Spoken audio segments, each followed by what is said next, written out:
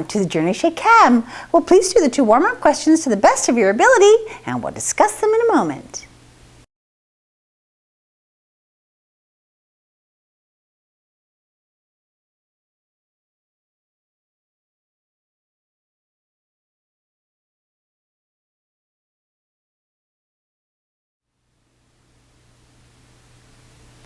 Number 1 is a bit of review from yesterday.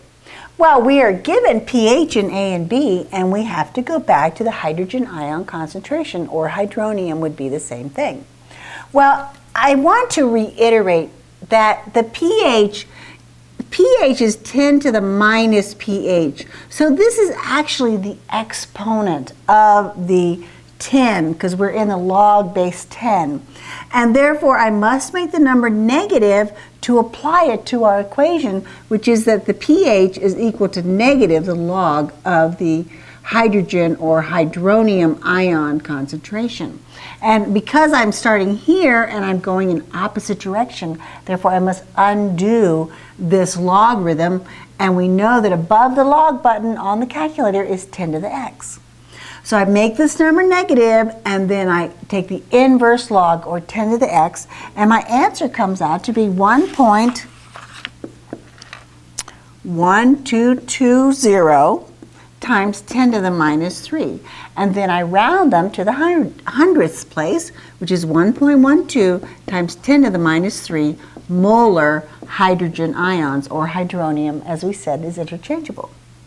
Now, in this case, I'm given the POH, and if I were to immediately take the inverse log, I would be given the hydroxide ion concentration, and that's not what I'm looking for. We're looking for the hydrogen ion concentration. Therefore, I know that the pH plus the POH is equal to 14. And therefore, I subtract this number from 14 and put the negative value into my inverse log, and I'm going to first subtract, and therefore the pH is equal to 8.25. Then I make sure that it's negative and take the inverse log, and that gives me 5.6234 times 10 to the negative 9. That's a 2. And then I round to the hundredths place, and my answer is 5.62 times 10 to the minus 9th molar hydronium ions. And then for C, I'm actually going in the direct direction. I'm given the concentration. Notice that I'm not given a number that's between 0 and 14. I'm given an exponential number, and therefore I'm going to take the log of it. And it's hydrobromic acid. It's very important that we know our strong acids, because that's going to be coming up soon. And I just take the log of that number, and it comes out to be a negative value, and I always make it positive, because my equation is that it is negative log to make sure that it always comes out positive. And when I do this, I get 3.2604. Again, I round to the hundredths place, so I get 3.26 is the pH. And I can only go directly here when I have a strong acid or strong base. We're going to learn today how to handle those weak acids and weak bases. Now here I'm given a strong base. Potassium hydroxide is a strong base. And therefore I have 100% dissociation, and therefore I can just take the log of that number, and I get a POH in this case because I have a hydroxide here. And my POH is 1.60. And I'm looking for the pH, and therefore I must subtract it from 14, and I get 12.40 is my pH. And it's very important that we take all numbers rounded to the hundredths place in these problems, because if the pH was to come out as a whole number like 5, I still need to see 5.00. So that's just a warning to the wise. Take that under consideration. Well, that's how I do number 1, and we should be getting very good at this. We've had quite a lot of practice. And I'll be right back.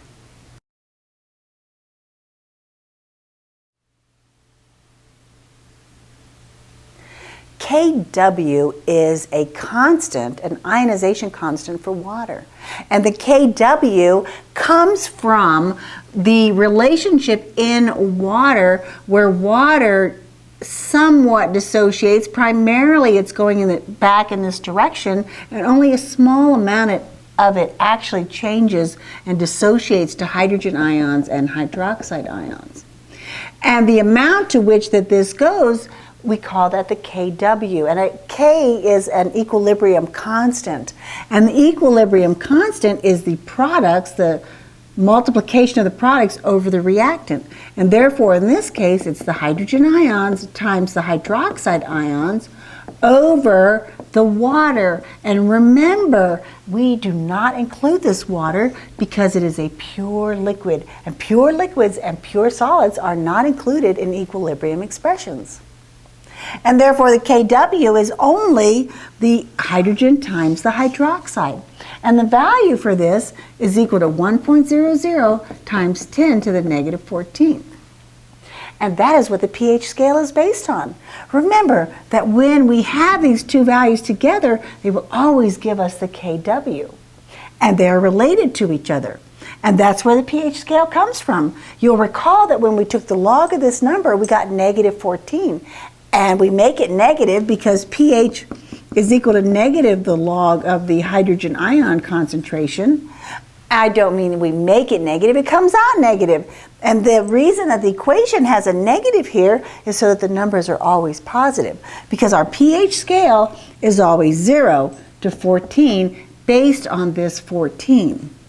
And 7 is neutral, and below 7 is acidic, and above 7 is basic. And that's what Kw is. And now we're going to discuss weak acids and weak bases. So you need to get out that equilibrium sheet, and I'll be right back.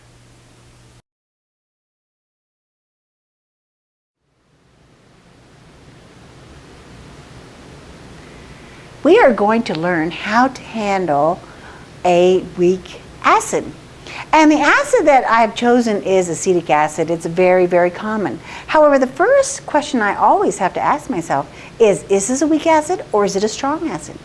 If it's a strong acid, then it has 100% dissociation, and I would not have to go through this process. Also, I would not have a Ka. However, this is one place where I will try to see if you know your strong acids and your strong bases. So beware. I would give you a Ka or a Kb for a strong acid or strong base, and that really doesn't exist. So you must know your strong acids and strong bases. Well, acetic acid is a weak acid, and therefore I must determine how much of it will be dissociated. And I would be given an equilibrium constant for the weak acid, and we call that a Ka. And the way that we write this expression is always the products over the reactants. And when I have acetic acid and water, I get the hydronium ion. Now, you will recall that we could also say that it merely dissociates and primarily it stays as a reactant. We get the hydrogen ions and the acetate ions. And I find that it's very helpful to write it with the water as well than as without the water. And I do know that it is basically the same idea. So I have the products, which is the hydronium ion times the acetate ion divided by my reactant, which is my acetic acid. And you will recall that we do not include pure liquids or pure solids, and water would be a pure compound. And this is my acid dissociation expression for acetic acid. And I will need to have that later on when I am going to do the math. And you will be given the ionization constants for the acids and the bases. Now, I know that initially there is no dissociation at all that goes on here. And I am beginning with a 0.1 molar concentration of my acetic acid. And these examples are also given to you on one of your information sheets on equilibrium. Therefore, I have no hydronium ions and no acetate ions. Then I have a change. And the change is that some of it will dissociate. Some of this acetic acid will break up into particles to give me an unknown amount of hydronium and an unknown amount of the acetate ion. Then at equilibrium, which is what my equilibrium expression is based on, I have 0.1 minus x. I just bring these values down. I have x and x of my ions. Then again, I have my equilibrium expression, which is my hydronium ion times my acetate ions, and it is over my original acid. It's very helpful to write the expression first, because as we move on into higher levels, it is very important to write this so that I can put these in. Now, we do not have any coefficients here. If we had coefficients, then the coefficients would have to be an exponent. And in the weak acids and weak bases that we are going to do, we don't need to worry about that. We've simplified it for you. Now I'm going to put in the values. And I have x times x in my numerator, which would be x squared. And I have 0.1 minus x. However, there is a very important rule that we have here, and we call it the 5% rule. And based on the 5% rule, we will not worry about this x value. We will assume that it is less than 5%. And if it's less than 5%, it is not significant enough to be considered. Therefore, I drop it out. And the beauty of this is that we don't have to use a quadratic equation. Not that we have a problem using the quadratic equation. It's fine. We can do the math, but it's easier to just go ahead without it. And we'll check and make sure that our assumption was correct. Now, we have been given 1.8 times 10 to the negative fifth as the ionization constant for acetic acid. Then I go ahead and I do the math. And when I do the math here, my x value is equal to 1.3416 times 10 to the minus third. Now, what does that x represent? The x represents the hydronium ion concentration, and that's what I'm looking for. That's what I need to get the pH. Well, pH equals minus the log of the hydronium ion concentration. And that is my 1.34. Remember that I round it to the hundredths place whenever I do these acid-base problems. Times 10 to the minus 3 molar of the hydrogen ion, or hydronium ion, in that they are mutually the same. And then this equation is telling me to take the log of this number. Well, when I take the log of that number, I get a pH is equal to 2.87. And I'm rounding to the hundredths place because it's 8728. But I want 8728, but I want the hundredths place, so the 2 does not round it up. 2.87 is the pH of this acetic acid. And it's actually a little bit on the strong side. Acetic acid, vinegar, is used for lots and lots of things, even cleaning. It's a great little thing to use. And that's how I determine the pH. Now, the final thing that I need to know here is how much was actually dissociated. And to do that, I'm going to go ahead, erase this part. And I know that I found that it dissociated by 1.34 times 10 to the negative third is the amount that was dissociated. I originally had 0.1 molar. Times 100 will give me the percent that is dissociated. And the percent that was dissociated is 1.34. And you'll recall, we always take the percents to the tens place. So 1.3% is well below 5%, and we're safe then in using the 5% rule. And that's how you handle a weak acid. Well, next I'm going to handle a weak base, ammonia. That's a very common base. And we're going to use the same concentration, and therefore we're going to get the same amount of dissociation. I'll be right back, and we'll talk about that weak base.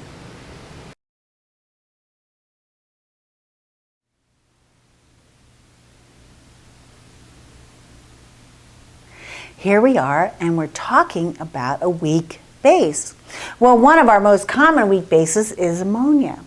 And ammonia plus water gives me ammonium ions and hydroxide ions. And I'm going to write a Kb. Well, my Kb is equal to the ammonium times the hydroxide over the ammonia. And you'll recall that we do not include the water because it's a pure liquid. Also, if there were a coefficient, I didn't talk about this before because we're not really going to get that deep into this. If there was a coefficient in front of one of the substances, then I would have to make that coefficient a exponent. But I'm not going there because we're not going to get that deep into it. All the acids that we're going to use are monoprotic. They have one hydrogen. And ammonia primarily is the base that we're going to be talking about. So we don't need to worry about that. But anyway, I did want to mention it because it is critical when you are going deeper into this subject. Well, I know that it's the products over the reactants. Now, I'm given the Kb, and the interesting thing about this is that the Kb for ammonia is exactly the same thing as the Ka for acetic acid. Isn't that interesting? Very interesting. Well, let's say that initially I had the same concentration as I had before of acetic acid of 0.1 molar. And therefore, initially, I don't have any dissociation going on. Now, the change is going to be that some of it will dissociate, and therefore, I am going to get an unknown amount dissociated. And then at equilibrium, I'm going to have my 0.1 minus the amount that was dissociated, and my X's for my products. Now again, we're going to assume that we don't have to worry about this X because it's less than 5%. And again, we will double check and make sure that we can follow the 5% rule. We'd like to steer clear of those quadratic equations. Now I'm going to plug it into this equation, and therefore I have X squared over the 0.1. And again, I'm going to get 1.34 times 10 to the minus 3. However, it's very important here to recognize that my X is representing the ammonium ion, of course, and the hydroxide ion. And when we're talking acids and bases, we need to know about the hydrogen ions and the hydroxide ions primarily in the beginning in any case. And therefore, this is the molarity of the hydroxide ion, not the hydrogen ion. So when I take the log of this, I get the POH is equal to 2.87. Not the pH, the POH. And therefore, I must subtract it from 14 to get the pH. And the pH, therefore, is equal to 11.13. 11.13 is the pH because I had a hydroxide ion. Very, very important to pay careful attention to which kind of a compound I'm given. And that's how you do weak acids and weak bases. However, I do want to give you a little hint. Sometimes I might give you a strong acid and a strong base with a Ka or a Kb. And then you're not supposed to do all of that stuff because it has 100% dissociation. And that's how I just check to see if you know your strong acids and strong bases. So again, the first thing you do is check, is this a strong acid or strong base? Because I don't want to go through all of this if I don't have to. But if it's weak, then I must set up my constant expression and put in my ice chart and get my final values and determine the percent ionization. And you'll recall that when we had this amount and we divided it by our original amount, we only got 1.3% dissociated. So we were well within our 5% allowance. And now you know how to handle weak acids and weak bases. And we're going to practice this. We'll practice it this evening, and we'll discuss it tomorrow. And I can't wait to see you then.